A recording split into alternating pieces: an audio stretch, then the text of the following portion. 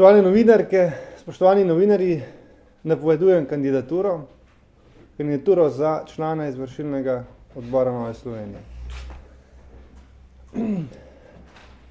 Cilj ekipe, ki jo je zbrala Ljudmila Novak, je, da Nova Slovenija v 10 letih postane vodilna stranka v Sloveniji. Seveda nas do tja loči še nekaj korakov. Prvi korak je zagotovo osvoboditev. Kakšna osvoboditev? Osvoboditev v smislu, da se v stranki ne bomo nikoli več spraševali pri naših odločitvah, kaj si mislijo v SDS-u, ampak da se bomo vedno vprašali, kaj je dobro za državo in da bo to naše edino vodilo.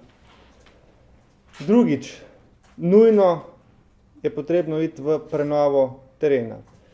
Ker teren, občinski odbori so tiste korenine, ki stranko držijo po konci tudi v turbulentnih, vetrovnih in divjih časih.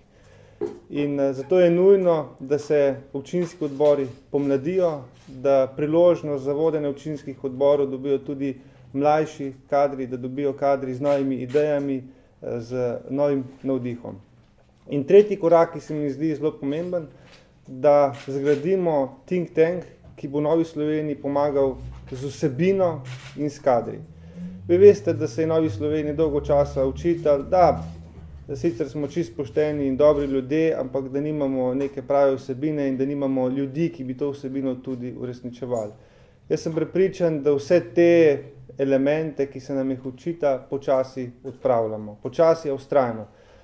Vsebino, mislim, da smo na zadnjih volitvah ponudili najboljši program in dokazali, da Nova Slovenija ima vsebino. Seveda je to vsebino ni enkratna vsebina, ampak program, ki ga je potrebno ves čas negovati in popolnjevati. Dokazali in še naprej bomo pa tudi dokazali z našo vlado v senci, da ima Nova Slovenija ljudi prav za vsak položaj in da za vsakem trenutku lahko ponudi človeka za najbolj odgovorno mesto v državi oziroma za katerokoli mesto v državi.